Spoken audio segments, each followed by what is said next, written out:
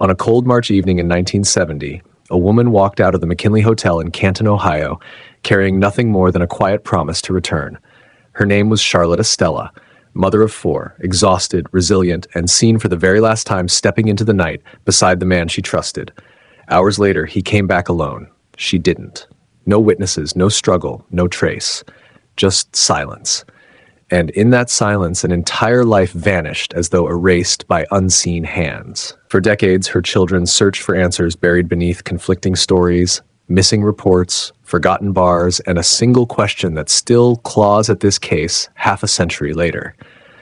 How does a woman disappear in the middle of a city without leaving even one fragment behind? We walk through her final known hours, step by fragile step, into a mystery that refuses to stay buried. The year was 1970, and Canton, Ohio was a city caught between industrial decay and the lingering hum of factory life. The McKinley Hotel stood in the middle of that gray landscape, an aging building where families in transition, factory workers, and the forgotten drifted through its long, echoing hallways. Behind one of those doors lived a woman named Charlotte Estella, a mother fighting to hold her life together one day at a time. Her room was cramped, filled with the noise of four young children and the constant unpredictability brought by her partner, Freeman Red Wine Jr. Yet, even in the chaos, Charlotte had a warmth that seemed to hold the family afloat. Neighbors remembered her smile, her tired but determined voice, and the way she never let her children feel the weight of their circumstances. Inside the hotel, life moved in bursts, doors slamming, radios crackling through thin walls, and footsteps from late-night wanderers who never wanted to explain where they had been. People kept to themselves. Secrets lived quietly here, and that made it the perfect place for someone to disappear without anyone noticing until it was too late. Charlotte's days were spent juggling childcare, cleaning odd jobs, and managing what little money came her way. She loved her children fiercely, always making sure they ate even if she didn't. But those who lived nearby recalled the tension that seemed to shadow her relationship with Red. The man had a reputation, quick to drink, quick to anger, and quicker still to vanish for entire evenings without explanation. Some described him as charismatic in short doses, but troubling when the night grew late. Others claimed he carried stories he never wanted exposed. Charlotte, however, rarely spoke about him, brushing off concerns with a quiet, "He has good days." The week leading to her disappearance felt strangely heavy to those who later tried to reconstruct events. A neighbor remembered hearing muffled arguments behind their door, followed by long stretches of unsettling silence. Another tenant said Charlotte seemed distracted that week, checking the hallway often, as if waiting for or fearing someone. Even her children would later recall the unusual stillness in their mother, a simmering anxiety she tried to disguise with forced smiles. On the morning of March 11th, the McKinley Hotel woke to the clatter of early activity. Children running down stairways, factory workers heading to shifts, and the smell of old boiler heat drifting through corridors. Charlotte dressed quietly that day, choosing a simple outfit, her hair pinned back hurriedly. She had planned to do laundry, at least that was the explanation. There were no baskets of clothes prepared, no detergent set aside, but she told the babysitter the errand would be quick. It wasn't unusual for parents in the hotel to ask for help, but there was something about the way Charlotte paused at the door that struck the sitter later, a hesitation, almost a look of dread, before she turned to leave. Red waited for her downstairs, leaning against the wall with the kind of restlessness that had defined him for years. He said little. He always said little when he had already made up his mind about something. Together they walked out of the building and into the chilly air. It should have been an ordinary trip, one of those forgettable moments in an otherwise difficult life. Yet nearly every timeline, every reconstruction, every retelling begins with their final steps leaving the hotel, because what happened after remains one of the clearest mysteries in Ohio's cold case history. Later that afternoon, the sitter started to worry. The laundry errand had stretched far longer than expected, and the children, tired, hungry, and confused, kept asking when their mother would return. Night fell. No sign of Charlotte. Around this time, according to several accounts, Red reappeared at the hotel, alone. He walked in as if nothing were wrong, avoiding eye contact, muttering a vague explanation to the sitter that Charlotte had gone somewhere. He didn't say where. He didn't ask about the children. And he didn't seem concerned that the woman who raised 4 kids had vanished without a word. That moment, Red's solitary return became the first major fracture in the timeline. Witnesses remembered the odd way he spoke, how his story shifted depending on who asked. Some said he claimed she wandered off. Others recalled he insisted she wanted space. One person believed he said she ran into someone she knew. These inconsistencies, recorded years later, would haunt investigators trying to piece together her final hours. Meanwhile, the children, unaware of the gravity of the moment, fell asleep believing their mother would wake them in the morning like she always had. They could not possibly know that she would never again walk through the hotel corridors or tuck them into bed. No one knew. Not yet. The morning after her disappearance, whispers began circulating through the building. Where's Charlotte? Did she leave? Did she say anything? People at the McKinley Hotel were used to departures, but something about this felt wrong.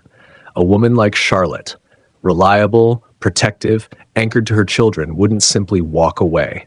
When neighbors knocked on the door to check on her, they were met with the unknown. Every hour that passed made the situation feel darker. By the end of the week, rumors spread beyond the hotel. Some claimed they saw Charlotte entering a bar that night. Others swore they saw a couple arguing in an alley. One man insisted he overheard a scream near the industrial lots. Each claim came with contradictions, unclear timelines, and fading memories. There was no photograph proving where she went, no receipt, no witness willing to swear firmly to what they saw. The city seemed to swallow the traces of her movements one by one, leaving nothing solid enough to build on. Investigators who later reviewed the case pointed out a chilling detail. Not a single confirmed sighting of Charlotte existed after she left the hotel. The trail evaporated instantly. As if the moment she stepped outside, the world stopped recording her presence. That eerie blank space at the center of the case continues to disturb anyone who studies it. How could an adult woman vanish so completely in a populated city? How could no one recall the exact moment she parted from Red? Why did every potential clue sink into contradiction? Behind closed doors, suspicion grew. Certain neighbors believed Red knew more than he let on. Others wondered whether Charlotte had been afraid of him in the days leading up to her disappearance. People remembered the tension, the glances, the arguments, though they couldn't hear the words. Still, these were memories pieced together long after, softened and sharpened by time. No physical evidence existed, no confession, only fragments of unease. Within days, the children were placed in temporary care as authorities tried to contact relatives. Their world collapsed silently. First the disappearance, then the separation, then the hollow understanding that no one could find their mother. What remained of their lives at the McKinley Hotel dissolved instantly. For them, March 11th would forever mark the point where memory and mystery fused into one. Yet, even amid that heartbreak, the case showed no movement. The neighborhoods around the hotel continued their routine. Bars filled at night. The factories roared.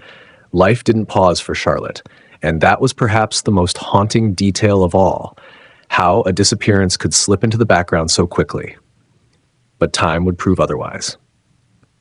What looked like a passing tragedy would eventually become one of the most perplexing missing person cases in Ohio's history. And every retelling, every fresh attempt to reconstruct the truth begins at the same place. The McKinley Hotel. The narrow hallway, the door closing behind a mother who walked out carrying nothing but an unspoken promise to return. No one knew then that the promise had already been broken. In the hours before Charlotte stepped out of the McKinley Hotel for what would be the last time, nothing seemed out of place. At least not enough for anyone to realize how carefully the day had been unfolding. Morning light filtered through the grimy hotel windows, landing on the worn carpet and the clutter of life in a small, crowded room. The children stirred restlessly as Charlotte moved quietly, preparing the day as if she were trying to keep everything smooth, controlled. Yet her movements carried an undercurrent of urgency that no one recognized until later, when every gesture and moment would be dissected endlessly by those trying to understand how she vanished without a trace. She spoke softly to the babysitter, explaining that she and Red needed to run out for a bit. Laundry, she said. A simple errand. An unremarkable routine. But the sitter noticed something odd. There were no bags of clothes, no detergent, none of the items someone would take if they truly intended to wash anything. When asked about that detail years later, the sitter struggled to remember the exact phrasing, but recalled the uneasy expression on Charlotte's face. Her eyes lingered too long on her children before she stepped back and closed the door. Red was waiting outside. He never looked comfortable in stillness, and that morning was no exception. He shifted his weight from foot to foot, glancing around the hallway as if expecting someone to question him. His jaw was set, his face hardened by a lifetime of rough nights, unpredictable tempers, and habits that kept him drifting through the city's darker corners. What the couple discussed before leaving remains unknown. No witness recalled anything unusual. Just two people walking down the dim hallway and disappearing into the cold March daylight. The moment they exited the hotel lobby is the last point in time where Charlotte's presence is confirmed. That precise moment, a door swinging shut behind her, marks the end of every verifiable detail investigators have. Beyond that, the story shifts into shadows, contradictions, and memories that never align perfectly. The supposed destination was a laundromat several blocks away, but if that was truly the plan, the decision to detour almost immediately raised questions that would haunt the case forever.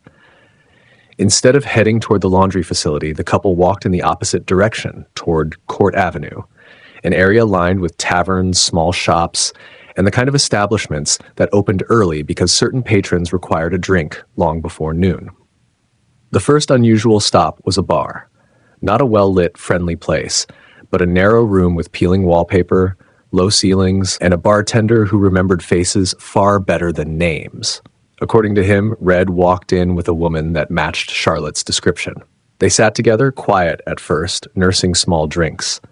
Nothing dramatic happened. No argument, no scene, yet the bartender later recalled the strange tension around their table. Charlotte appeared anxious, frequently glancing at the exit. Red looked irritated, tapping his fingers against the counter with growing impatience. They stayed only a short while, 10 minutes, maybe 15. Then they left abruptly, the bartender watching them through the smudged front window as they crossed the street. It was the last time anyone unrelated to the case claimed to see Charlotte alive. From here, the timeline becomes fractured. Some accounts claim the couple walked to a nearby diner, a modest place that served coffee strong enough to jolt the most exhausted shift worker awake. A waitress vaguely remembered a pair who matched their descriptions, arguing in hushed tones in a corner booth. She said the woman seemed distressed, her shoulders tense, her hands gripping the edge of the table, but the details remained inconsistent.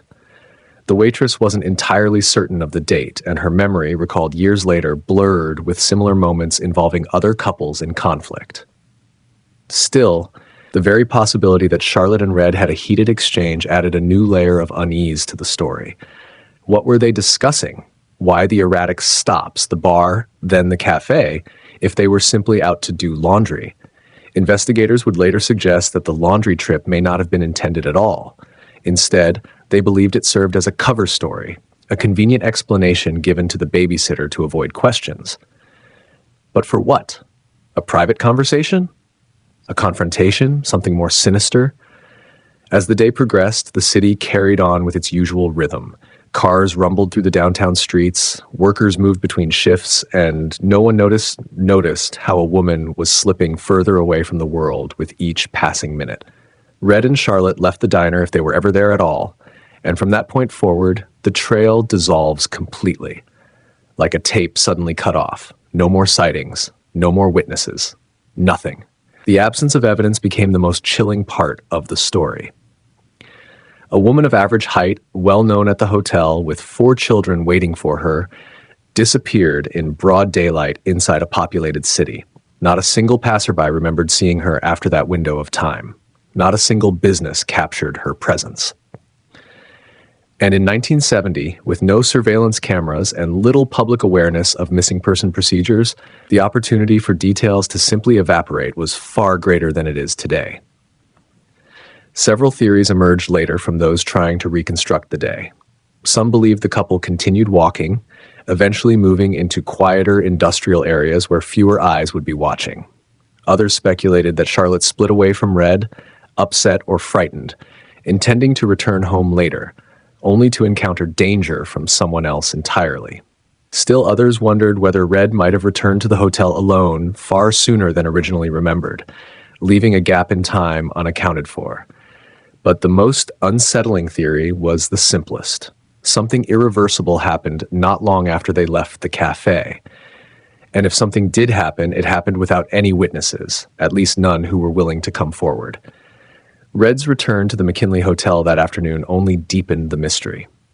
For a man who had supposedly been out running errands with his partner, he came back with an unsettling indifference. No alarm, no concern. He told the babysitter that Charlotte had gone off someplace and would return later. His explanation lacked urgency, lacked sincerity, and more importantly, lacked consistency. He gave different versions of the story to different people, altering details depending on who asked. Some residents later said he looked nervous, glancing over his shoulder, avoiding eye contact, pacing the hall. Others claimed he appeared almost too calm, as if rehearsing a story he hoped would settle the matter before anyone asked further questions. What he did during the hours after returning remains murky. No one remembered seeing him leave again, but people at the hotel often kept to themselves, and the building's long hallways created opportunities for unnoticed movement. Meanwhile, the children waited. They asked when their mother would be back. They asked why she hadn't come home yet. The sitter could not answer. No one could. As the hours dragged into night, the uneasy silence grew heavier, creeping into the minds of those who lived near the family. Something felt wrong. Deeply wrong. By the next morning, the concern expanded beyond their room. Hotel residents exchanged worried glances in the lobby, discussing what little they knew. Some blamed Red, openly speculating that he had gotten into another one of his unpredictable moods. Others believed something more complicated had occurred, something hidden beneath the routines of city streets and bar corners.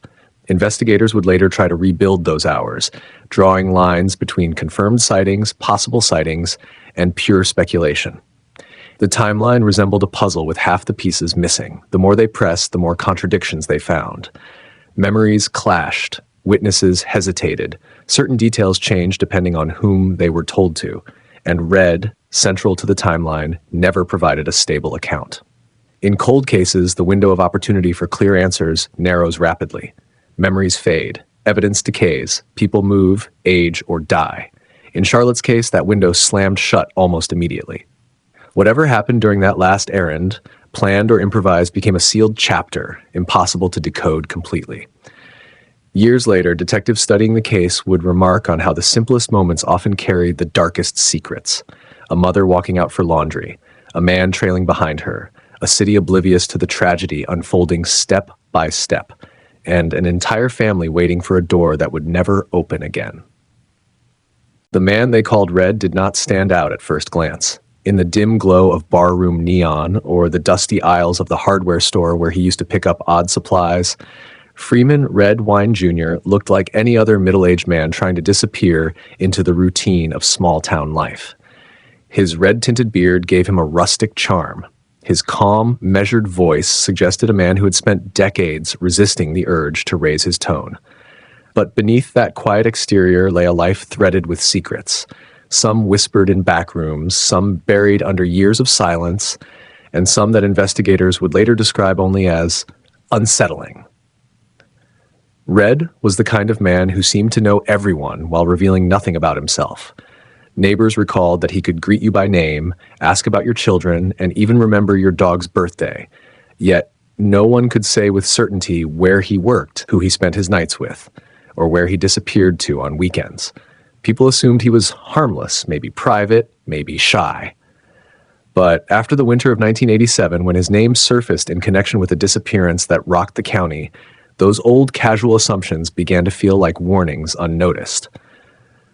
The first strange detail detectives uncovered was that Red had moved more than a dozen times across 3 states in less than 8 years. He always paid in cash, left before leases expired, and never stayed long enough for anyone to form a complete picture of him. His employers, when he bothered to list any, described him as punctual, competent, but prone to sudden absences. A truck stop manager said Red once vanished mid-shift, leaving behind a lit cigarette and an open register drawer. A mechanic in Ohio claimed Red worked for him for 3 weeks, then disappeared without collecting his last paycheck. None of these incidents seemed criminal on their own, but together they formed a mosaic of a man constantly moving, constantly avoiding something, or someone. The turning point came when detectives re-examined a long-forgotten tip. It came from a woman who claimed she had seen Red the night a young college student named Denise Hart vanished without a trace. At the time, her statement was dismissed as unreliable. She had been drinking, and memories cloud easily under neon lights and loud music. But decades later, when investigators reopened the cold case and began piecing together old reports, her words suddenly took on new significance. He looked nervous, like he was waiting for someone who never arrived. This single sentence prompted detectives to revisit every known location Red had lived, every person he had interacted with, and every scrap of paper carrying his name. What they found was a pattern, a chilling one. Red always lived within a short drive of at least 3 unsolved disappearances stretching back to the late 1970s. The victims shared no obvious traits. One was a trucker, another a school teacher, one a teenager with dreams of leaving town, and then Denise, the college student whose bright future had vanished in the dark. The randomness made the pattern harder to notice, and investigators debated whether these connections were coincidence or something far more sinister. As detectives dug deeper, they found an even stranger clue. Red had a habit of buying the same item everywhere he lived, a small, spiral-bound notebook. Sometimes he purchased 2 or 3 at a time.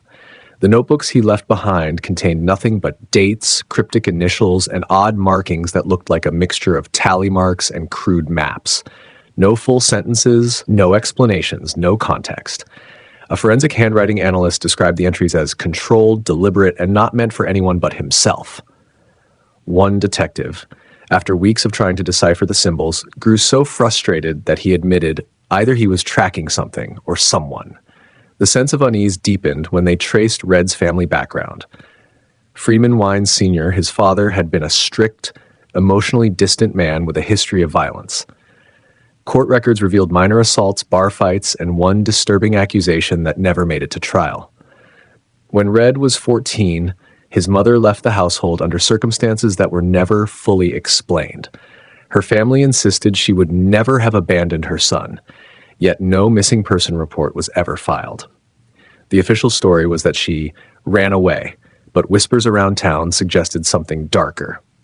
When detectives attempted to locate any surviving relatives, they found the Wine family tree withered into near nothingness, names scratched out, addresses outdated, and entire branches that seemed deliberately cut off.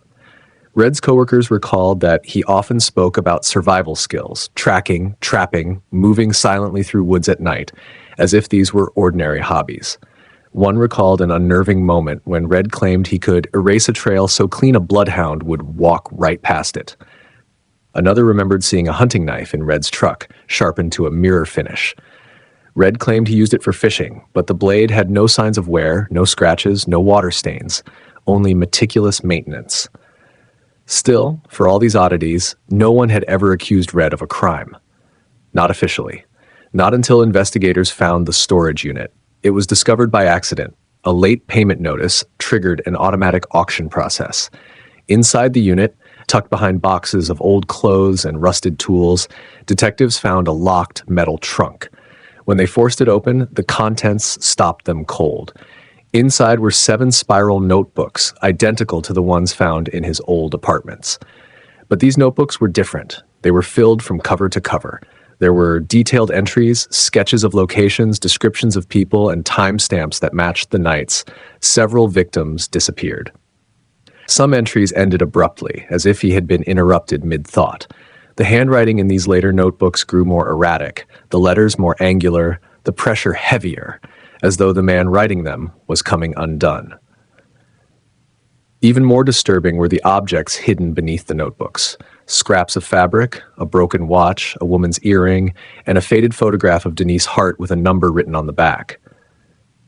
Detectives never publicly revealed what the number meant, but off-record comments from those close to the case hinted at something chilling. It wasn't random.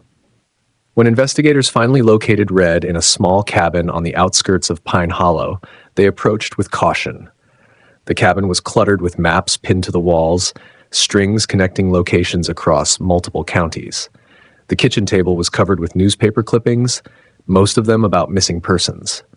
Red himself appeared calm, even polite, as officers knocked on the door. He did not resist, he did not ask why they were there. He simply said, "You took long enough." That single sentence still haunts the detective who arrested him. During questioning, Red spoke in riddles. He denied knowing anything definitive, but offered cryptic remarks that led investigators to search areas they had never considered. Some of these locations turned up nothing. Others revealed fragments, small bones, scraps of clothing, objects partially buried in shallow pits. The forensic teams worked through freezing nights and blistering days, uncovering evidence piece by painstaking piece. But the most unsettling twist came when investigators realized that several entries in Red's notebooks predicted events before they happened. Whether these were coincidences, coded intentions, or something else entirely remains a point of heated debate. As one profiler put it, if these notebooks are a map, then we're still missing half the territory. To this day, the full truth of Freeman Redwine Jr. remains elusive. Some detectives believe he was responsible for far more disappearances than the official record acknowledges. Others think he was an obsessive man drawn to tragedy rather than the cause of it. But one fact is certain. Every new discovery about Red only deepened the mystery surrounding him. Every clue led to more questions. Every answer revealed another layer of darkness. And somewhere, in the silent gaps of his notebooks, in the routes he traveled, in the places he lingered just long enough to leave a shadow behind, lies the part of the story that has yet to be uncovered. In the weeks following Red's arrest, investigators expected clarity. They believed the notebooks, the storage unit relics, and the maps lining his cabin walls would finally converge into a clean narrative, something they could present to the public, the families, the courts. Instead, the deeper they probed, the more contradictions emerged, and the more carefully Red retreated into silence. It was as if the case itself resisted resolution, twisting away from every attempt to pin it down. The first contradiction appeared in the timeline. According to Red's handwritten entries, he had been in 3 different towns on the same night, miles apart, hours apart, with no feasible way to travel between them in the time recorded. Investigators initially assumed these were mistakes or attempts to mislead, but when they compared the entries to real events, sightings, missing person reports, ATM transactions, they found that each location held a fragment of the truth. Red had been seen at a gas station in Clark County at 9:43 p.m. His truck had been identified by a traffic camera near Lakeview at 10:17 p.m. And a witness in Pine Hollow swore that she saw him near a convenience store at 10:45 p.m. All 3 sightings were verified, all within the same night. Red was one man, yet his presence seemed to multiply, leaving investigators with the uneasy feeling that either the witnesses were wrong or Red had help. Another contradiction surfaced when detectives interviewed people from Red's past. Some described him as gentle, almost passive, a man who rescued stray dogs, helped elderly neighbors fix their roofs, and once paid for a stranger's groceries without saying a word. Others painted a very different picture.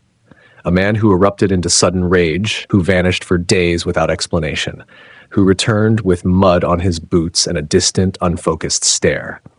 One former coworker recalled seeing Red in the break room late at night, gripping the edge of the counter so tightly his knuckles turned white. When asked if he was okay, Red whispered, "Sometimes I hear them." "Hear who?" the coworker asked. Red didn't answer. These wildly different portrayals of him made investigators question whether they were dealing with a man living 2 lives, or a man barely holding one together.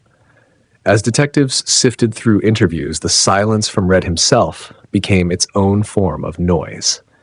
He answered questions with riddles, offering clues that led nowhere or, worse, led to places they wished they hadn't found.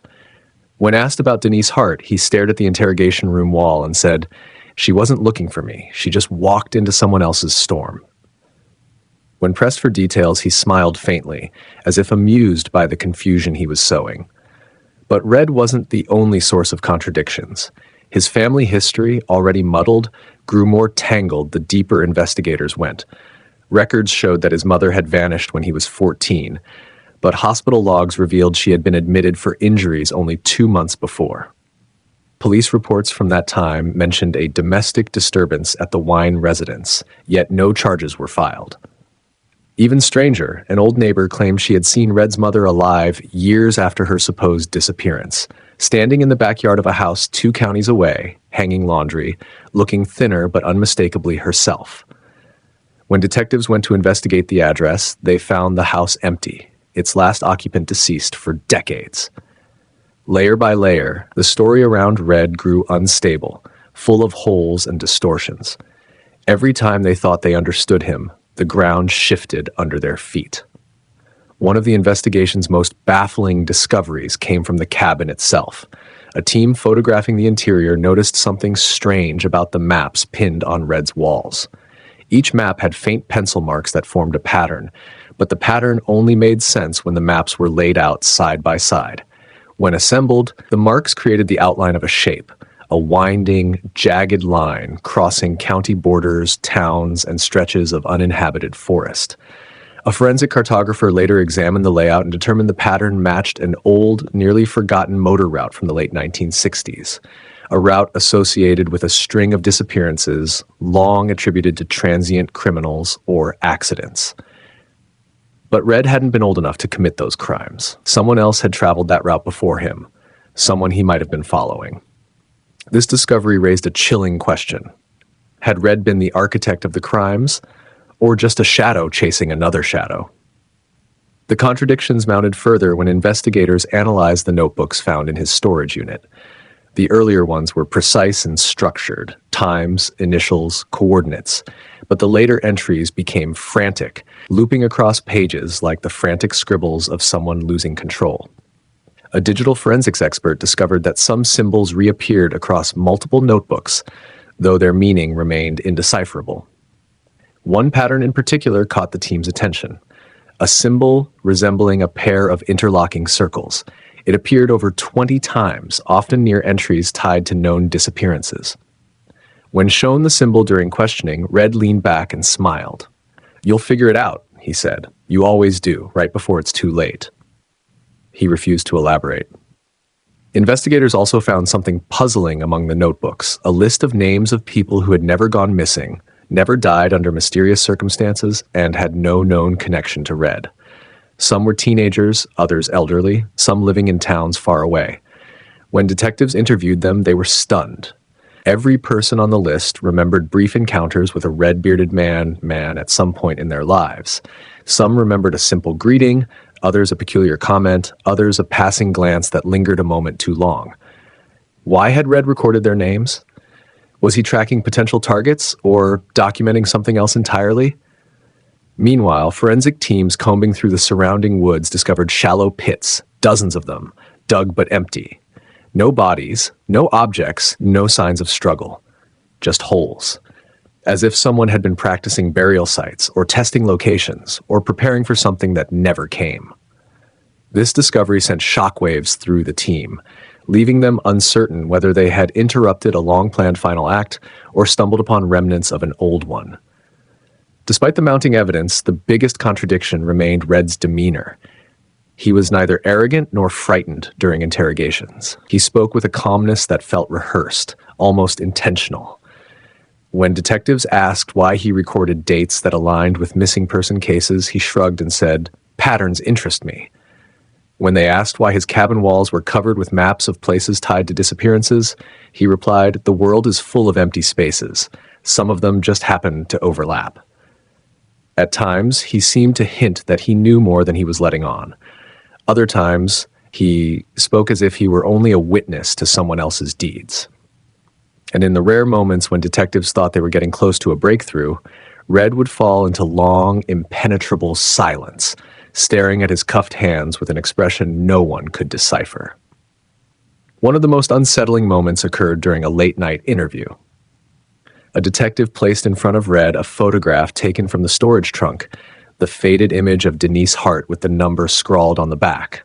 Red studied the picture for a long time, then whispered, "She wasn't the first to disappear. You're just looking at the wrong starting point." "What's the right starting point?" the detective asked. Red closed his eyes and answered, "The storm didn't begin here. It only passed through." These cryptic statements forced investigators to expand the scope of the case far beyond their county. Old cold cases were re-examined. Files buried in archives were reopened. Patterns emerged, vanished, re-emerged in unexpected places. Each clue seemed to contradict the last. Each discovery added weight to the growing uncertainty. Were they unraveling a network of interconnected crimes, or were they being misled by a man whose silence spoke louder than his words? Even the evidence that should have been straightforward refused to cooperate. DNA fragments found on one of the notebooks matched 3 people, none of whom had any connection to each other, and none of whom had ever met Red. A boot print located near one of the shallow pits was traced to a model discontinued 20 years earlier. By the end of the 4th week, investigators found themselves standing at the edge of a labyrinth without a map. The contradictions weren't just obstacles. They were signals pointing to a truth too tangled to grasp. And Red? He watched the chaos unfold from behind the glass of the interrogation room, his silence forming its own twisted narrative. In that silence, detectives felt the presence of something unfinished, something they had yet to uncover, something waiting in the shadows between the contradictions, something that was far from over. When Charlotte failed to return to the McKinley Hotel that night, the first to sense something was wrong were not the police, nor the neighbors, nor even the staff who watched her come and go every day. It was her children, 4 small figures waiting in a cramped room that felt colder with every passing hour. At first, they believed her absence was temporary. She always came back. She always pushed open the door with that weary smile, dropping grocery bags or laundry baskets or leftover diner rolls she managed to bring home. But by dawn, their quiet waiting had shifted into fear, and that fear became the foundation of their lives from that moment forward.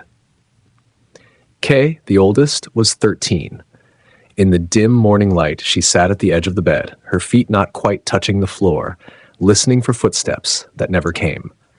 She remembered the way Charlotte had tied her hair back before leaving, quick, distracted, but still gentle in the way only a mother trying her hardest could be. "We'll be right back," Charlotte had said. "Look after your brothers."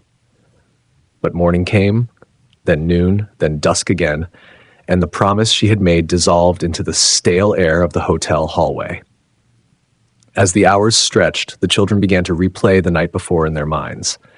The babysitter recalled hearing Red argue with someone on the phone before he and Charlotte left. One of the younger boys remembered seeing Red pack something into the trunk of his car, though he couldn't recall what.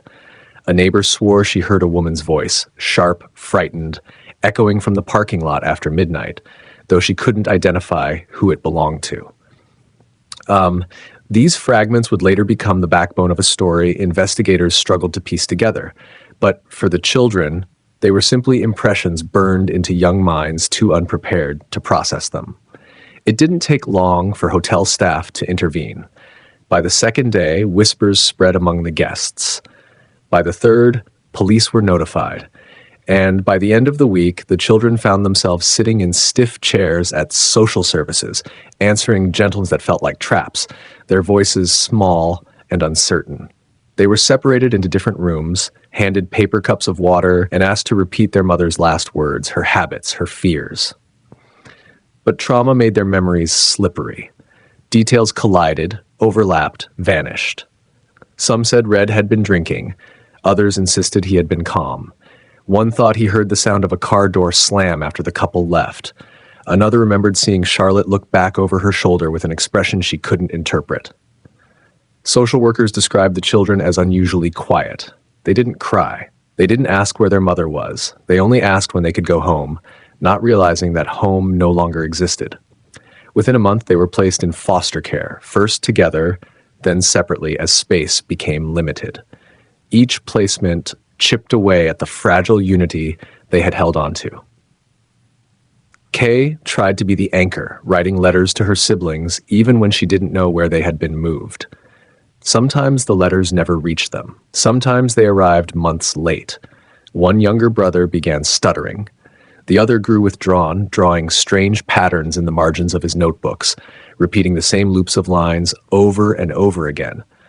The youngest, a girl only 5, clung to the belief that her mother was simply lost and would return once she found the right direction. Investigators interviewing the children later noticed something disturbing. Each child remembered a different version of Charlotte's final days. One recalled her crying quietly in the bathroom. Another said she and Red had argued violently. Another insisted everything seemed normal, that Charlotte seemed lighter that day, almost hopeful. These conflicting memories mirrored the larger contradictions plaguing the investigation, creating a disorienting web that no one could fully unravel. And yet, certain threads stood out. One sibling remembered seeing a man in the hotel hallway on the night of the disappearance. Not Red, not staff, but someone unfamiliar. He wore a hat pulled low over his eyes, and the child remembered thinking that he seemed out of place. When asked later to describe him, the child hesitated, then whispered, "He looked at us like he knew something bad was going to happen." Another sibling recalled hearing Red come back later that night. She had been half asleep, but she remembered his steps, heavy, unsteady, moving down the hallway away from their room, not toward it. When she peeked through the crack in the door, she saw him standing alone outside the vending machine, staring down the hallway as if expecting someone else to appear. These small memories, easily dismissed at first, would later reemerge when investigators took a closer look at the hotel's layout. A back exit, rarely used, led to an alley where footprints had been found days after the disappearance. But the prints were smudged, distorted by rain, and no one could determine how long they had been there. Despite the outward focus on Red, social workers remained deeply concerned about the psychological toll on the children. In group sessions, they spoke of shadows moving at night, of waking to the imagined sound of their mother calling their names. One child said he dreamed of her standing outside the hotel door, knocking but unable to make a sound. Another drew pictures of a woman walking down a long hallway that stretched farther each time he drew it, never reaching the end. For years, the children remained scattered across different foster homes. Some placements were loving, others were not. Secrets collected between them and the investigators, like dust settling on untouched furniture. Then, 10 years after Charlotte vanished, something unexpected happened. Kay, now an adult, received a call from an elderly man in Canton who claimed he had known Charlotte in the weeks before her disappearance. He said she had confided in him during chance encounters at a diner, and that she had been planning to leave Red. The man insisted Charlotte had been afraid, not of Red, but of someone else. Someone she said had been following her, someone who had watched her come and go from the hotel for weeks. The man described her as haunted, constantly checking over her shoulder. He also said she had mentioned seeing the same car parked across from the hotel multiple nights in a row. Kay relayed this information to investigators, but the elderly man died before they could interview him fully. His claims remained an unverified footnote, another contradiction, another possibility, another dead end. Meanwhile, the siblings' adult lives bore the scars of their childhood. The oldest brother struggled with addiction. The youngest withdrew into reclusive routines, avoiding crowded places and refusing to discuss the past. The sister, who once drew hallways on pages, grew obsessed with reconstructing the timeline of their mother's final hours, creating charts and maps that resembled the same obsessive patterns investigators had found in Red's possession years earlier. Their narratives diverged and converged like fractured mirrors, reflecting the same tragedy from different angles. Some blamed Red, some blamed fate. One believed their mother was still alive, living under a different name. Another was convinced she had been taken by someone whose face they had seen but had never recognized as a threat. Through it all, the official case files remained thin. Theories multiplied, leads decayed, witnesses died, evidence vanished. And yet the children, now adults carrying the weight of a lifetime, remained the living embodiment of unanswered questions.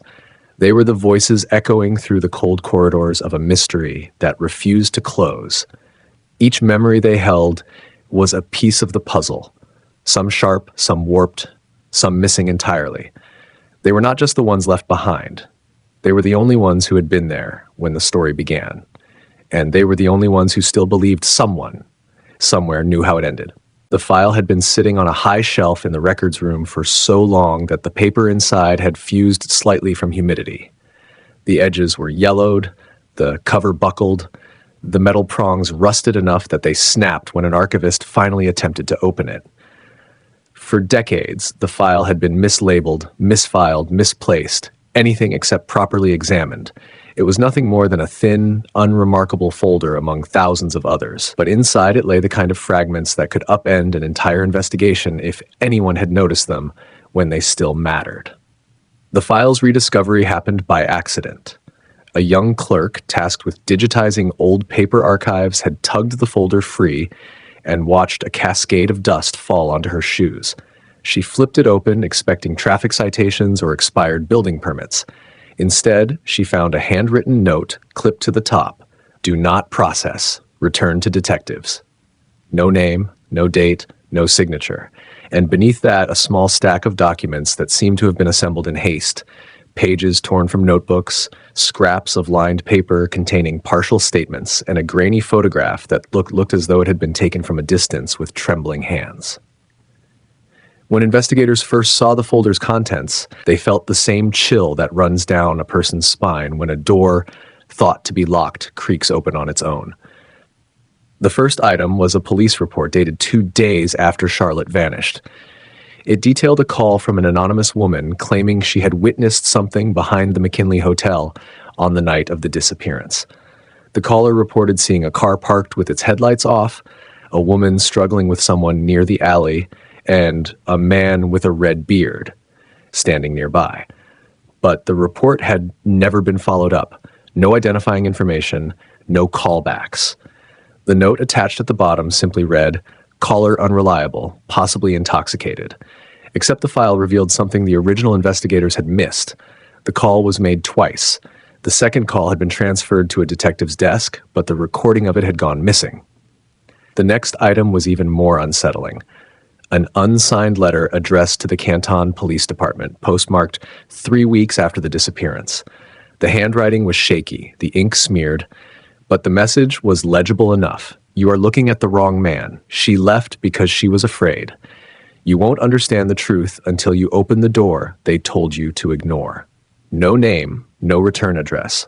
Yet the envelope bore a faint, oily fingerprint that, when tested decades later, belonged to no one in the department and matched no one in national databases. Investigators combed through the file page by page, slowly realizing that someone within the department had once attempted to pull at loose threads that had been clipped off before they could unravel anything meaningful. There were interview notes from a hotel guest who claimed to have heard a woman screaming. These notes were included, but the official statement was missing. There were sketches of the hotel's back exit, annotated with possible escape paths, none of which were ever incorporated into the original case map. Attached to one corner was a faded Polaroid of the alley behind the hotel. The photograph showed nothing obvious except a small smear on the concrete, dirt, perhaps, or something darker that someone had circled in red pencil. The more they examined the file, the more it resembled a skeleton of an investigation that had tried to grow, but had been suffocated before taking form. But the most ominous item lay at the very bottom. A page torn from a notebook, lined and wrinkled, containing only 3 things: coordinates, a date, and a single word: again. The date matched the night Charlotte vanished. When detectives compared the handwriting to samples from Red, the results were inconclusive. The slant was similar, the pressure nearly identical, but there were inconsistencies suggesting either an attempt at imitation or a deterioration of handwriting under stress. The possibility that someone else had written it began to feel more plausible than the idea that Red himself had left this clue. As investigators pursued the origins of the file, they uncovered yet another curious detail. The badge number on the do not process note did not belong to any officer who had worked during that period. In fact, the number had never been assigned at all. It was OST identifier, something that should not have existed in any official documentation. When they dug deeper, they found that the records clerk who originally marked the file's location had left the department abruptly in 1972, with no forwarding address and no explanation. Her personnel folder was nearly empty. This was not simply an unopened file. This was a file that someone had deliberately hidden. The discovery pushed investigators to widen their search beyond the immediate case. If this file had been buried, what else had been?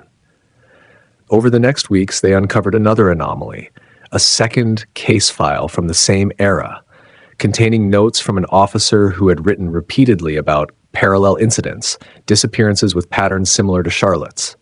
These notes suggested that the officer believed the cases were connected, but his file ended abruptly with a transfer request, and he left the force shortly afterward.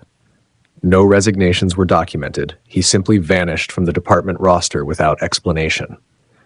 The deeper investigators went, the clearer it became that something or someone had prevented the early case from developing naturally. Whether it was incompetence, intentional interference, or something more elusive remained uncertain. Then came the strangest discovery of all. Behind the torn notebook page lay a single photograph that had been folded into quarters. When fully opened, it revealed an image of a dirt road cutting through a wooded area. Faintly visible in the background was a figure, a woman, walking away from the camera, head turned slightly as if hearing something behind her. Her face was blurry, unrecognizable. On the back of the photo, someone had written, "Find where this was taken, and you will understand." Investigators ran the terrain through image analysis tools and eventually matched the road to an area several miles outside Canton, an isolated stretch rarely used except by logging trucks and hunters. When they visited the site, the road was overgrown, nearly reclaimed by the forest. But one detail stood out immediately.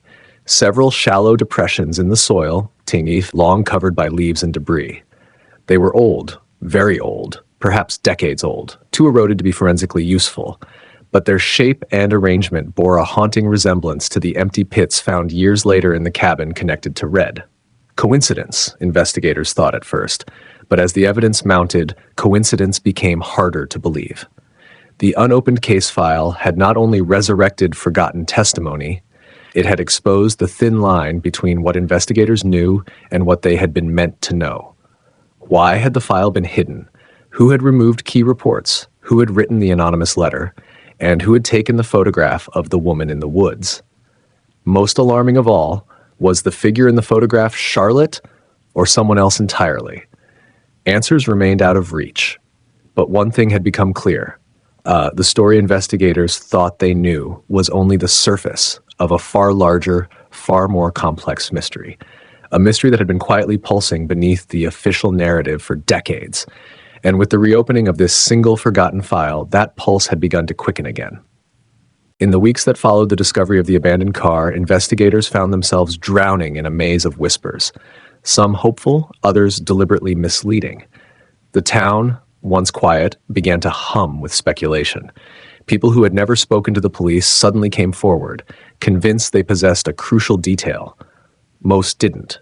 Still, every call, every whispered confession, every late-night knock at the station door was logged, checked, and ultimately exhausted. It was the kind of case that grew heavier the longer it stayed unsolved. One of the earliest leads arrived from a gas station attendant who claimed he'd seen the victim 2 nights before the disappearance. According to him, she wasn't alone. He insisted she was arguing with a man wearing a dark jacket, the kind with a torn sleeve and a stitched emblem he couldn't quite make out. Investigators reviewed the security footage, hoping to confirm the story, but the cameras had been malfunctioning that night, another door slamming shut just as they tried to open it. Still, they canvassed the area, searching for anyone who matched the description. They found 3 men who owned similar jackets. None of them had been anywhere near the gas station. Another rumor spread through a group of teenagers who hung around the abandoned industrial park after dark. One girl claimed she'd heard a scream there the night the victim vanished. Sharp, panicked, unmistakably human. Deputies rushed to the location, combing every corner of the rusting structures. They found nothing. No blood, no signs of a struggle, just a crushed soda can and a few cigarette butts that had likely been there for weeks. When asked again, the girl hesitated, then admitted she wasn't entirely sure about the date. The scream could have been from the night before or even days earlier. Every time investigators felt momentum building, the case yanked them backward. A more promising tip came from a trucker who had driven through the county line shortly after midnight, the morning of the disappearance. He described seeing a small sedan pulled onto the shoulder with its hazard lights flashing. A man was standing beside it, waving his arms as if signaling for help. The trucker had assumed it was a mechanical issue, but something about the man's posture bothered him. "Too stiff," he said, "too aware of me watching." The driver didn't stop, but he remembered the car's color and even part of the license plate. Investigators matched it to a vehicle registered 2 towns over, belonging to a man with a shaky alibi. For a moment, it felt like the first real break. But when confronted, the man produced receipts, phone records, and witnesses placing him miles away at the time of the sighting. The partial plate didn't belong to him. Not really.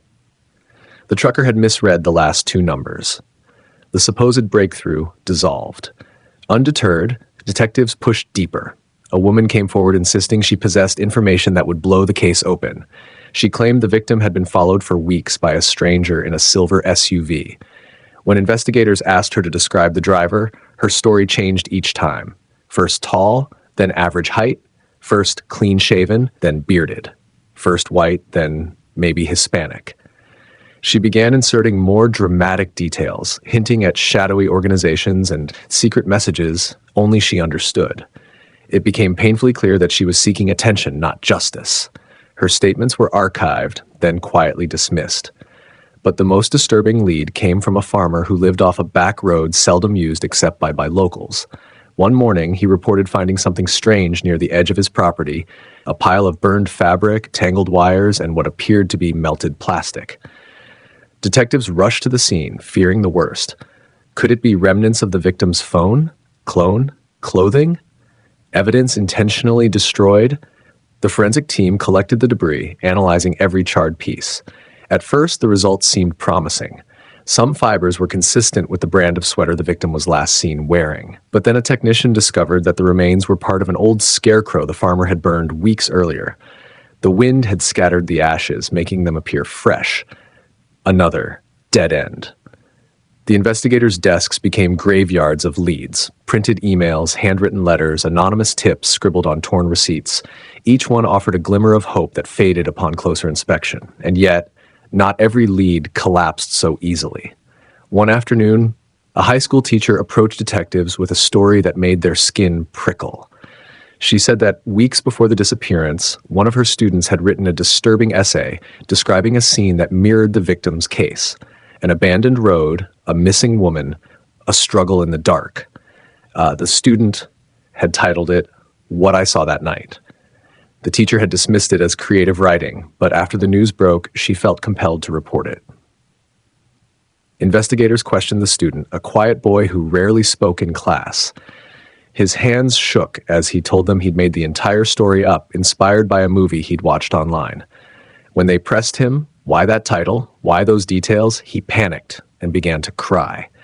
His parents confirmed he'd been home that entire night. More importantly, digital timestamps on his assignment proved he had written it days before the disappearance. The unsettling coincidence was just that, a coincidence. Still, it left detectives uneasy. Even stranger was the anonymous voicemail the sheriff's office received late one night.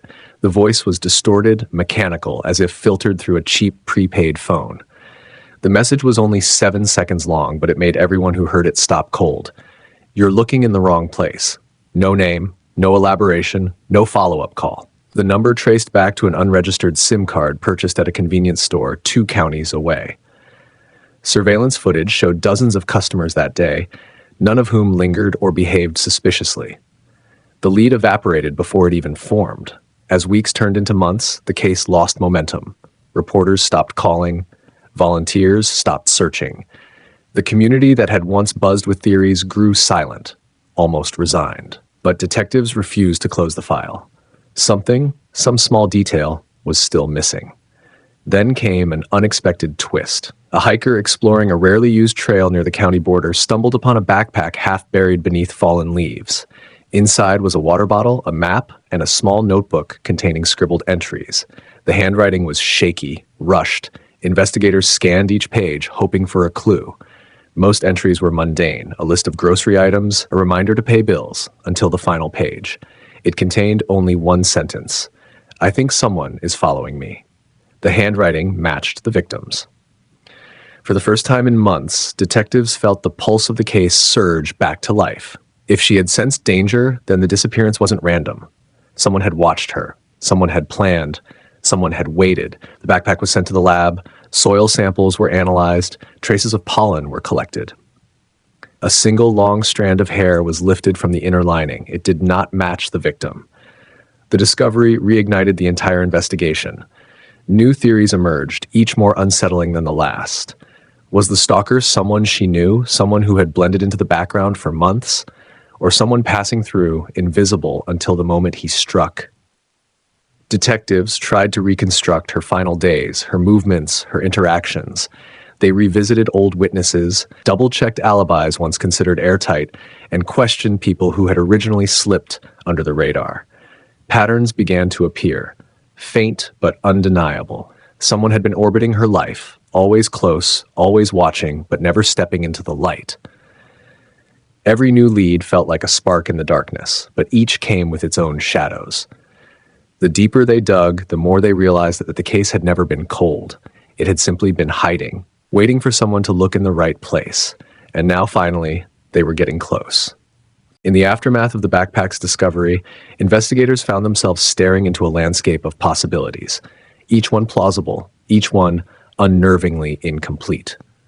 The theories emerged rapidly, stacking against one another like overlapping shadows, none fully aligning with the truth, but each offering a glimpse of what might have happened in those final hours.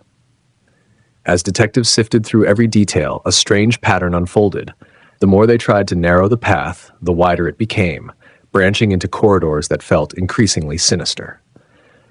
The first theory hinged on the simplest explanation. She had been abducted by someone familiar.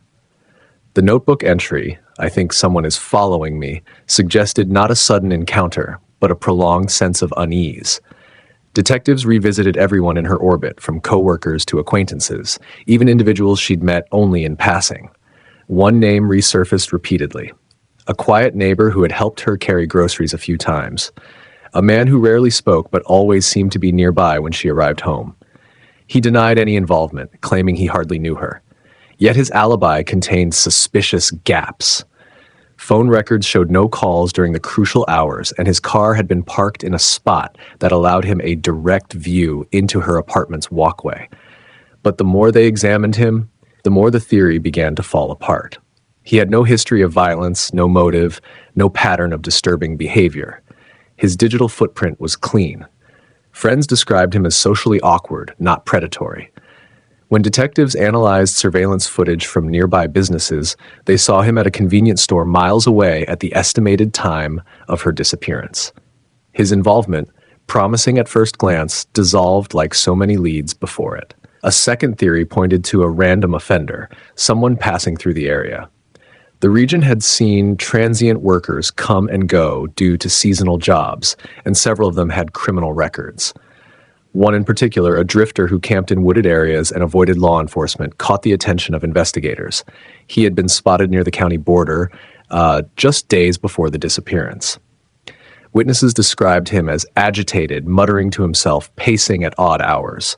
When detectives searched his abandoned campsite, they found knives, rope, and a stash of items that didn't belong to him: jewelry, clothing, photographs of strangers. In any other case, he would have been the perfect suspect. But a startling revelation cut this theory short.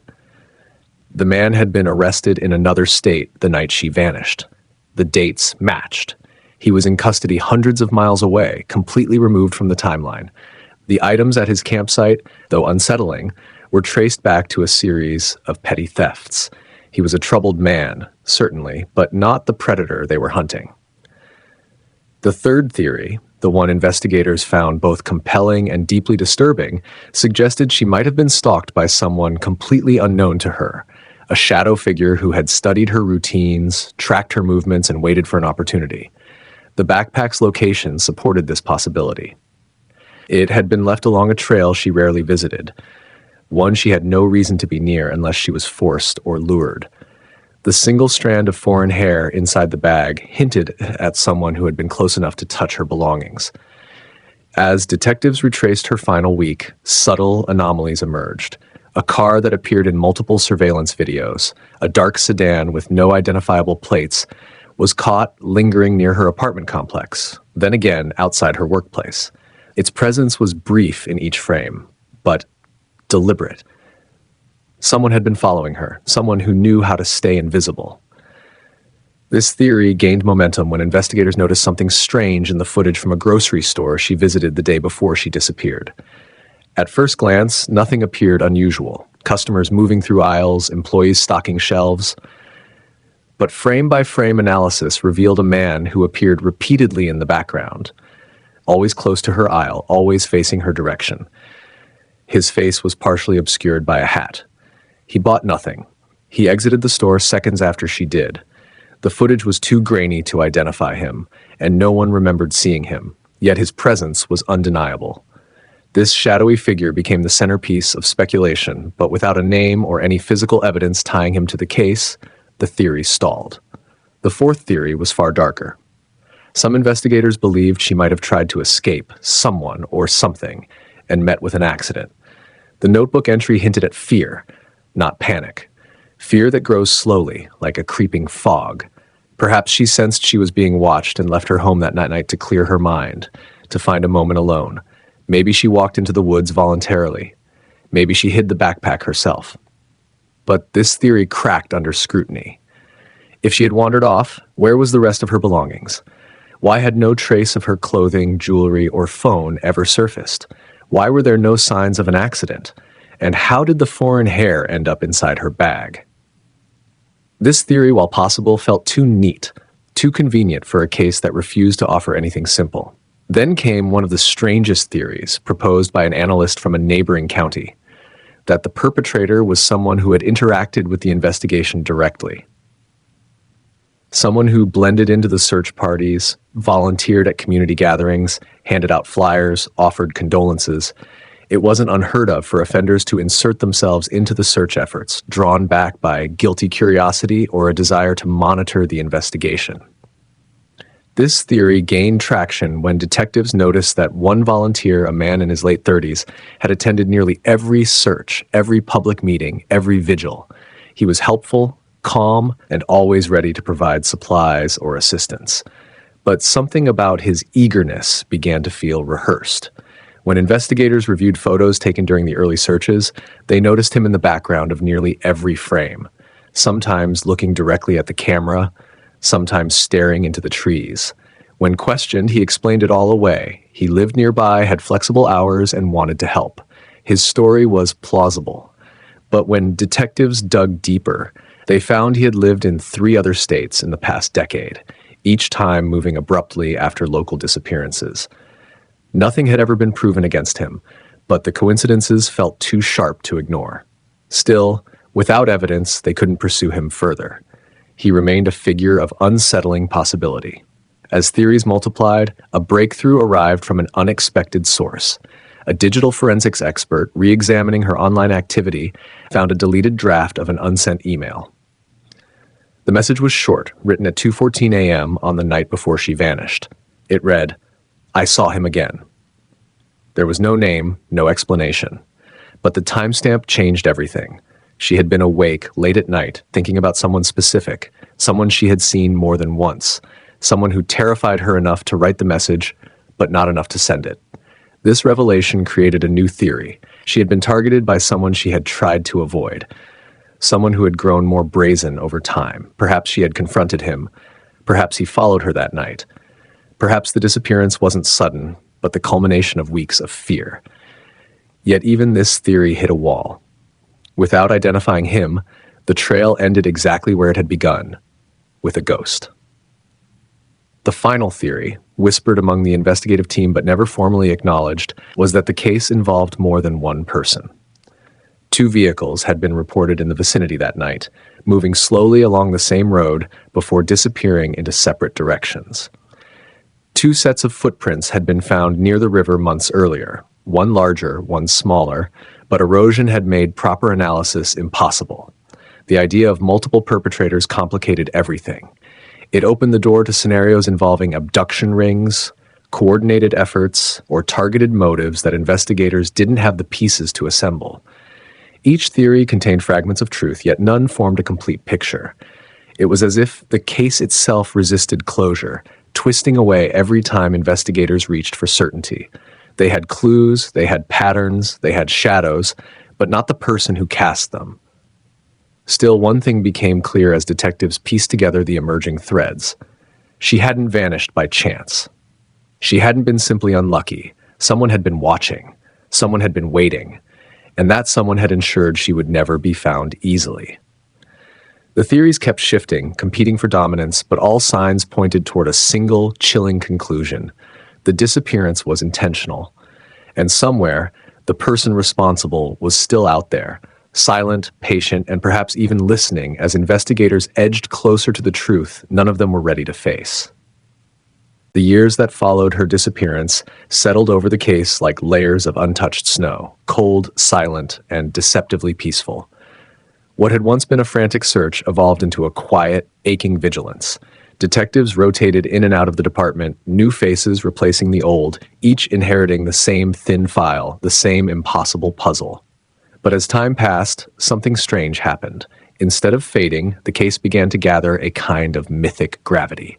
It became a story whispered among officers, a riddle discussed in training rooms, a cautionary tale passed from one generation of investigators to the next.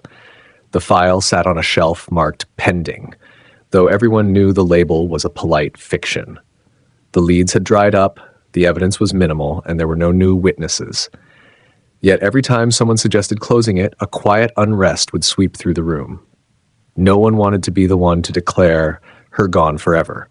No one wanted to admit that whatever had happened to her had slipped permanently out of reach. Cold cases have a way of becoming frozen moments, snapshots locked between what was known and what was lost. But this one carried an added weight. The absence of a body, the absence of a crime scene, the absence of any definitive end. It was as if she had been lifted out of the world without leaving so much as a shadow behind. Still, the case wasn't entirely dead. Small tremors of possibility continued to ripple through the years. Every few months, a detective would pull the file, dust off the faded pages, and attempt to see something others had missed. They combed through every scrap of evidence, the backpack's strange placement, the foreign hair, the surveillance footage of the dark sedan, the grocery store mystery man. Theories resurfaced, collided, and collapsed, but hope lived in the spaces between those failures. One detective in particular, Detective Halloran, became quietly obsessed. Halloran was known for his calm persistence, the kind of investigator who could spend hours examining a single photograph without blinking. He had arrived in the department long after the initial search had concluded, but the case captured him immediately. Something about the contradictions, the gaps, the silence, it all gnawed at him. He requested every archived document, every interview transcript, every scrap of handwritten notes left behind by previous detectives. He drove the routes she might have taken. He stood outside the McKinley Hotel at midnight, imagining her final steps. He retraced the path from her apartment to the wooded trail where the backpack was found. He even visited the grocery store from the grainy footage, though it had been remodeled multiple times since then. One evening, while sifting through old evidence logs, Halloran noticed something odd. A report from the early days of the search referenced an anonymous tip, a call placed by a man who claimed he had seen someone matching her description walking toward the river the night she vanished. The report noted the caller sounded nervous, even apologetic. But the strangest part wasn't the content, it was the fact that the caller's number had never been traced. The file stated simply, no callback. Yet when Halloran checked phone records from that night, records that had been digitized decades later, something didn't add up. There was no record of that call. No timestamp. No listed number. It was as if the tip had appeared in the file without ever existing. A clerical error, a miscommunication, or something more deliberate? Halloran pressed harder. He searched for the original handwritten log of tips, only to discover the page containing entries from that night was missing. Not torn out, simply not there. Investigators at the time had brushed it off as lost paperwork, but Halloran couldn't shake the feeling that this was something else. The missing page, the untraceable tip, the nervous caller, these were not coincidences. They were disruptions. The deeper he dug, the stranger it became. In an old interview with one of the first responding officers, Halloran found a cryptic note. Caller said he worked near the river, said he saw more than he told us. Yet there was no follow-up, no second interview, no attempt to identify the man. Why would investigators let that go unless they had a reason or unless someone didn't want the call investigated further? Meanwhile, the ghostly figure in the grocery store footage lingered in Halloran's mind. Technology had advanced drastically since the 1970s, so he sent the footage to a forensic video analyst in another department. The analyst used modern stabilization and enhancement tools to bring out details that hadn't been visible before. When he returned the results, he included a note. The man is looking at her, not at the shelf, not at the aisle, at her, and he follows her movement precisely. The enhancement also revealed something else. The man seemed to be wearing a uniform jacket, something with a patch on the shoulder. The patch was too blurred to identify, but it narrowed the possibilities. Anyone wearing a uniform was either working in the area or connected to security or transportation. Halloran began compiling a list of businesses in operation at the time: delivery services, maintenance crews, utility workers, security contractors. As he did, he noticed a detail that had been overlooked for nearly 3 decades. A utility company had been conducting routine inspections near her apartment complex the week she disappeared. One of the employees assigned to that route was a man who later left the state abruptly, within 2 months of her disappearance. There was no evidence tying him to the case, no reports of misconduct, no complaints, yet the timing and the uniform detail gnawed at Halloran. He requested employment records, but most had been destroyed after 20 years, as was standard policy. He tracked down coworkers, but many were deceased or couldn't recall the specifics of that year. Still, he managed to find one former supervisor who remembered the man in question. He kept to himself, the supervisor said. Quiet, too quiet maybe, but he did his job. When Halloran asked why the man left, the supervisor hesitated. There were rumors. Something about him making a woman uncomfortable. I don't know the details. Rumors. A uniform. A man who quietly disappeared after she vanished. These threads weren't proof, but they formed a shape, one that grew harder to ignore. But as momentum built, something eerie began happening. Documents Halloran requested went missing. Recorded interviews he had listened to weeks earlier suddenly couldn't be located. A crucial chain of custody form, signed by an officer who still worked at the department, mysteriously vanished from the archive. When Halloran asked about it, the officer claimed he had never signed such a form, even though his signature was unmistakably present in a scanned copy. It felt as though the case itself was resisting him. Still, he kept going, driven by something between duty and obsession. But every discovery came paired with frustration. Witnesses had died, evidence had degraded, memories had warped. The trail was littered with the debris of time. Years later, when new cold case funding revived old investigations, the department gathered cases to prioritize. Many had newer evidence, clearer suspects, fresher trails. Her case, by contrast, was skeletal, thin, fragmented, hollowed by decades. Yet when it came time to decide which cases to reopen, Halloran pushed hers to the top. Why this one? His captain asked. Because someone didn't want it solved. Halloran replied. The room went silent. That was not the kind of claim made lightly. But Halloran had seen enough. Missing records, untraceable calls, vanished documents, a suspect who left the state, and a shadowy figure who followed her in the grocery store. It wasn't a simple disappearance. It was a disappearance with interference, and interference meant someone, somewhere, was afraid of the truth coming out. The captain agreed to reopen the case. But the revival came with a truth that haunted the entire team. The trail they were about to follow was frozen in time, covered by decades of silence, and every step forward might uncover something far darker than they expected.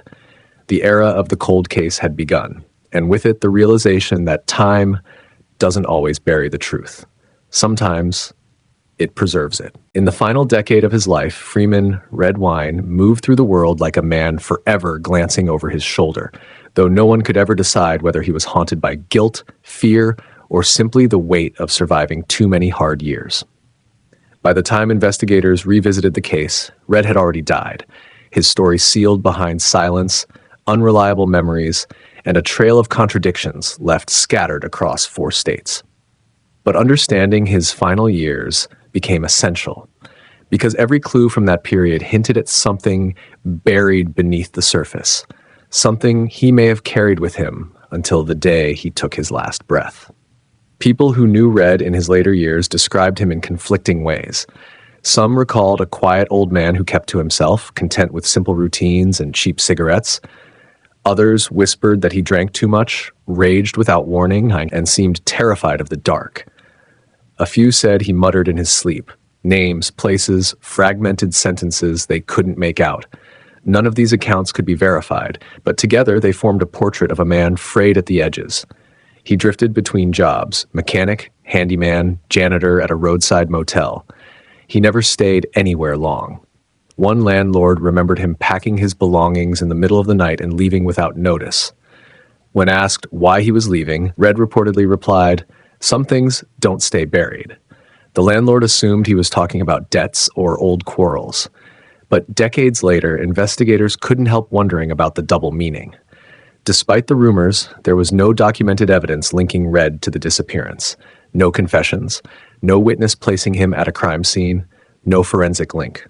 Still, he remained the gravitational center around which the mystery orbited, if only because he was the last confirmed person seen with her. And in his final years, that unspoken weight seemed to follow him everywhere.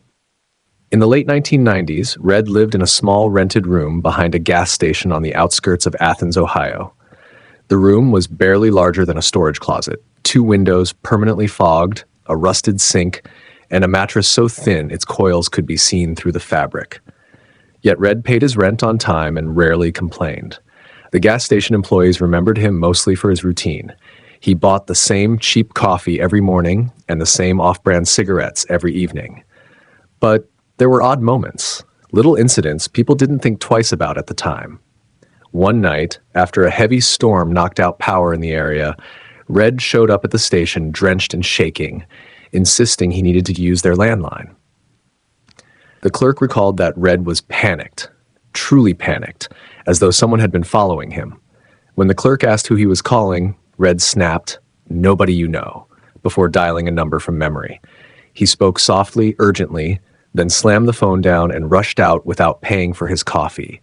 The number he dialed was never identified. A different incident came from a woman who claimed Red once approached her outside a laundromat. She said he stared at the washing machines as if mesmerized, then whispered to her, "You ever wonder how quick a life can change?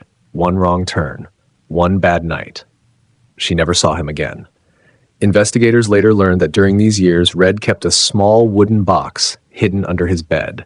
It contained no photographs, no documents, no letters, nothing that would illuminate his past.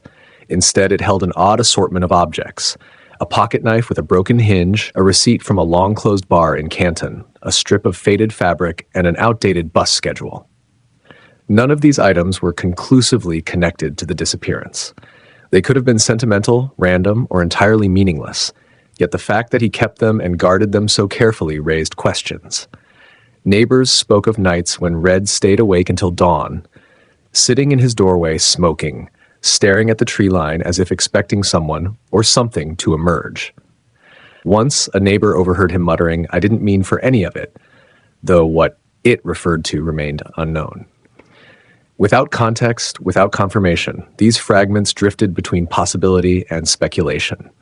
In his later years, Red developed health issues, breathing problems, persistent cough, bouts of disorientation. He resisted doctor visits, avoided hospitals, and grew paranoid about paperwork. Friends said he feared anything official, even mundane forms or identification renewals. One acquaintance believed Red burned documents in a metal barrel behind his house, though investigators could never verify this. In 2005, Red moved again, this time to a trailer park outside Marietta, Ohio. His trailer was small, old, and cluttered with tools, bottles, and stacks of outdated newspapers. He lived alone.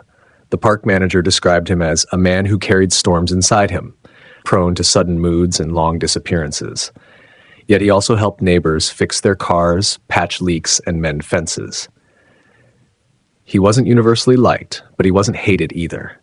He existed somewhere in between, a ghost threading through the edges of community life. One of the most striking stories from this period came from a retired trucker who lived in the trailer beside him. According to the trucker, Red once showed up at his door, trembling after waking from a nightmare. He spoke of a woman's voice calling from a distance, of footsteps following him through the woods. The trucker dismissed it as the product of an aging man's imagination, fueled by alcohol and fading memory. But later, when the trucker learned of the cold case, he wondered if those nightmares were echoes of something deeper. In 2007, Red's health declined rapidly. He became frail, quieter, more withdrawn. He spent long hours sitting in an old armchair by the window, staring at nothing. The park manager later recalled that during his final weeks, Red often asked strange questions. Do you think people can find peace? Do you think truth matters if no one's alive to hear it? What happens to secrets when the person keeping them dies? The questions were philosophical, but they unsettled those who heard them. Shortly before his death, Red briefly reconnected with a distant relative. During their final visit, he reportedly said, "There are things I should have set right." When the relative asked what he meant, he shook his head and replied, "Too late for that now." Again, no specifics, no direct confession, nothing actionable. Just another fragment in a mosaic of ambiguity. On a cold morning in early 2008, Red passed away quietly. No family claimed the body, no funeral was held. He was buried in an unmarked plot at a small county cemetery. His possessions were boxed and discarded. The wooden box under his bed disappeared. No one knew who took it or what was inside it at the time of his death. Some believed it was thrown out with the rest of his belongings. Others believed someone retrieved it before authorities arrived. When cold case investigators later examined Red's life, they found no clear answers, only patterns of movement, emotional volatility, strange statements, and unexplained fears. Nothing proved involvement in the disappearance. Nothing definitively cleared him either. His life was a tapestry of contradictions, and his final years only intensified the mystery. If Red carried answers, he carried them into the ground. And with him gone, investigators were left with an unsettling truth. The one man who might have known what happened had escaped the possibility of ever being questioned again. His silence became permanent, leaving behind an open void where closure should have been. Yet even in death, the questions surrounding him refused to fade. Because sometimes the end of a man's life is not the end of his story. It's the beginning of the reckoning that follows. The search for Charlotte did not fade with time. It sharpened, hardened, and took on a life of its own. Even decades after her disappearance, her name hovered like a cold breath over every file, every whispered conversation, every half-forgotten clue that emerged from the dust. Detectives, journalists, and amateur sleuths all believed the same unsettling thing. Charlotte had never truly left the story. She was simply buried beneath years of silence, waiting for someone bold or reckless enough to dig her out. It began with a discovery that should never have mattered. A retired highway worker found an old metal signpost in a maintenance shed slated for demolition. Nearly rusted through, the post still held fragments of red paint and the faint outline of a county route marker. Scribbled on the back, barely visible beneath layers of grime, were two shaky words. Find her. No signature. No date. Just that small, chilling plea. When investigators traced the handwriting to a mid-1980s missing person bulletin, alarm bells rang. The note had belonged to an officer who died abruptly in 1992, a man who, as it turned out, had quietly pursued Charlotte's case long after it had gone cold. His private archive resurfaced 2 weeks later. A dusty box in his attic, untouched for more than 30 years, contained a map with 3 deliberate red crosses. One marked the rest stop where Charlotte was last seen. Another marked a forgotten gravel turnout off an abandoned forest road. The third, circled twice, marked a narrow creek that had violently overflowed during a late winter storm the year Charlotte vanished. The officer had written a single sentence beside that spot. Something moved here. Investigators returned to the location, but nature had reclaimed nearly everything.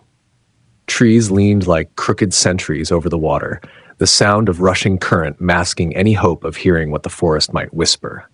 Yet, beneath the surface, a forensic team uncovered fragments of a leather strap, traces of cloth fibers, and the snapped remains of a plastic hair barrette matching a style sold in local stores the same year Charlotte disappeared. It wasn't proof, not yet, but it was enough to reopen the case with a force no one expected. As news spread, new witnesses came forward, their memories brittle from age, but still sharp enough to cut. A truck driver claimed he had seen a young woman running along the median that night, her clothes soaked, her hair plastered to her face. He had always assumed she was fleeing an accident, but he admitted something else. There had been another figure on the embankment, standing very still, watching her. A silhouette without a face, a presence he could describe only as wrong. Then came the audio tape, a reel-to-reel recording, mislabeled and misfiled in a warehouse of old case materials, contained a 17-second snippet recorded by a passing motorist's dash microphone. The tape captured a woman's voice shouting something unintelligible, followed by two distinct splashes, one small, one disturbingly heavy. For decades, the sound meant nothing. But when enhanced by modern audio specialists, a faint third noise emerged, metal scraping against stone.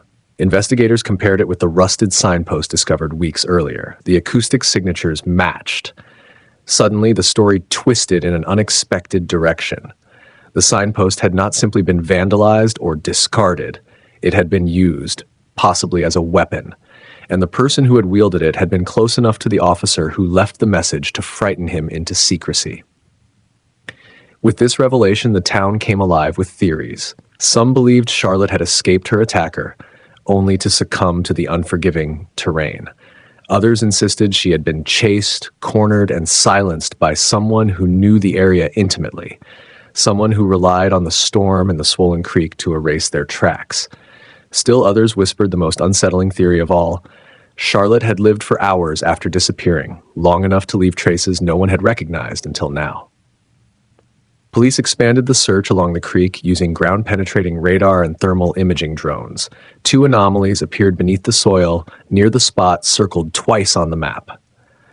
Hoping for an answer, investigators dug carefully through layers of mud and shattered roots. The first anomaly was only an old drainage pipe, but the second contained something far more disturbing, a shallow pit lined with stones, deliberately arranged, and within it, small personal belongings, a broken pendant, a faded bus transfer, and a fragment of denim torn with unnatural force. The pendant's inscription matched the initials on Charlotte's school records. Suddenly, the search was no longer hypothetical. It was real, tangible, agonizingly close. Yet just as momentum surged, the most confounding twist arrived. A woman in her late 60s from another state contacted investigators, claiming she had known Charlotte after her supposed disappearance. She said Charlotte had lived under an assumed name for nearly 3 months before vanishing again. Her account was fragmented, warped by time, and lacked any solid evidence. But she recalled one thing with perfect clarity. The girl she knew had been terrified of someone she referred to only as Red. That name had surfaced before, in rumors, in survivor testimonies, in the margins of old case files, but never with such chilling proximity. Investigators now believed Red had remained a ghost in the narrative for years, slipping between timelines, sightings, and testimonies, always present but never caught. The woman's testimony prompted a re-examination of Red's final years, revealing gaps, unexplained absences, and a pattern of movement that aligned eerily with every major lead in Charlotte's case. He had been close, far closer than anyone realized. As the search intensified, a final piece emerged. A weathered photograph discovered at a flea market 3 counties away. It showed a teenage girl with Charlotte's features standing beside a car that matched Red's vehicle from that era. The photo was undated, damaged, and partially burned along the edges, but the fear in the girl's eyes was unmistakable. Experts authenticated it within hours. The case, once frozen in time, had thawed violently. Charlotte's trail, broken, buried, and forgotten, had begun to reconnect, thread by agonizing thread. And as investigators prepared to re-examine every inch of the creek, the old rest stop, and the route Red frequently traveled, one disturbing reality settled over the team. They were closer than ever to finding out what happened to Charlotte, but they were also closer than ever to discovering the terrifying truth Red had spent a lifetime trying to bury. And some feared that the truth, once uncovered, would change the story forever. What remains of Charlotte's story is not a conclusion, not even a destination, only a narrowing corridor of clues, rituals, theories, and echoes that refuse to settle. Her name still stirs something uneasy in anyone who has ever touched the case, a sense that the truth is both within reach and impossibly distant, like a voice calling from behind a locked door. For decades, investigators have walked this corridor in circles, certain that each step forward would reveal the answer. Yet every breakthrough has opened a new mystery. Every discovery has fractured certainty into even smaller pieces. When the photograph emerged, the one showing a terrified girl with Charlotte's unmistakable features standing beside a car linked to Red, it became the centerpiece of the inquiry. But the image raised more questions than it answered. Why had the photo been burned? Who had tried to destroy it? And why had it resurfaced now, carried across counties, tucked into a box of forgotten belongings? Specialists reconstructed the charred edges, revealing faint tire tracks behind the girl. Tracks that, when digitally enhanced, matched a service road leading to a private quarry shut down in the early 1980s. A location investigators had never once searched. The quarry was explored within days. Its stagnant water glimmered with an oily sheen, and the air smelled of rust and old machinery. Divers descended into the murky depths, navigating through twisted steel beams and collapsed walkways. They recovered a single object lodged in the silt, a small brass key with a number etched on one side. The number matched a storage locker rented under an alias connected to Red in 1979. But the locker had been cleared out years earlier, leaving only an empty concrete shell and one deep scratch on the interior wall, as though something heavy had been dragged out at great speed. Theories erupted immediately. Some believed Red had stored evidence there, items belonging to Charlotte or other victims, and removed them once he sensed the law getting too close. Others speculated the locker had been staged, a deliberate misdirection to confuse anyone following the trail. A third theory, whispered among investigators but never officially documented, suggested Charlotte herself had accessed the locker at some point, leaving behind a mark or message that no one recognized until it was too late. Yet, the most disquieting breakthrough came not from physical evidence, but from a long-buried confession written in a faded notebook found in Red's final residence.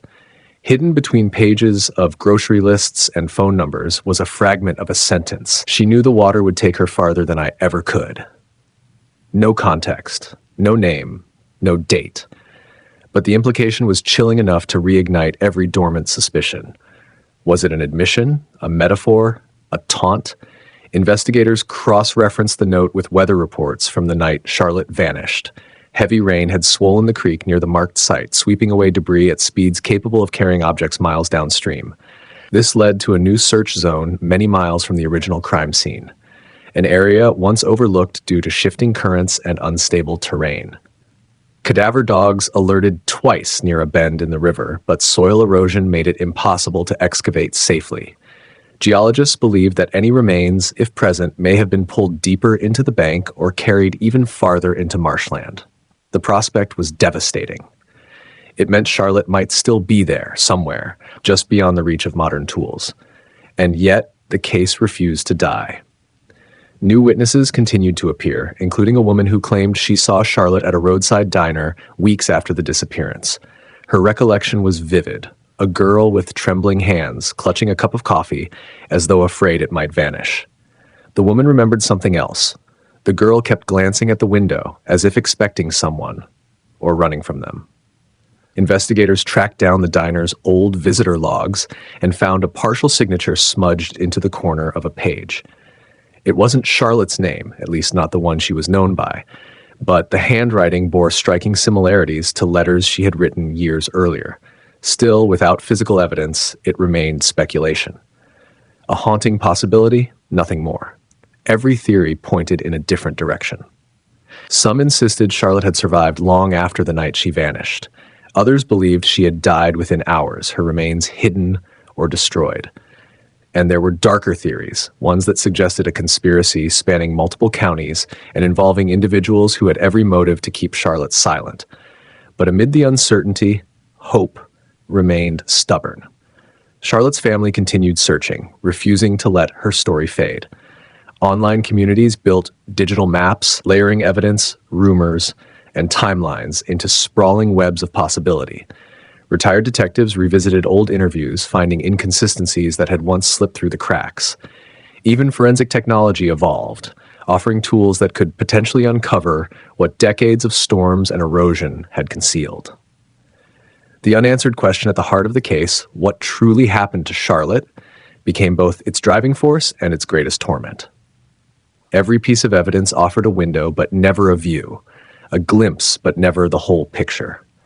It was as though someone had spent years carefully scattering the truth, confident that no one would ever gather the fragments in the right order. And maybe that someone was right. Yet the search continues, propelled by a shared refusal to let Charlotte become just another cold case buried under time. Her story lives on in the eyes of those who still pore over maps, still dissect cryptic notes, still question old assumptions. It lingers in the forests where her footprints vanished, in the creek that may hold her final moments, and in the lingering shadow of Red, a figure whose secrets may never be fully revealed. What remains is hope. What remains is persistence. What remains is a question that echoes louder with each passing year, daring anyone brave enough to answer it. And until that answer comes, Charlotte's story will remain exactly where it has always been, on the edge of discovery, suspended between truth and silence, waiting for the moment when everything finally falls into place.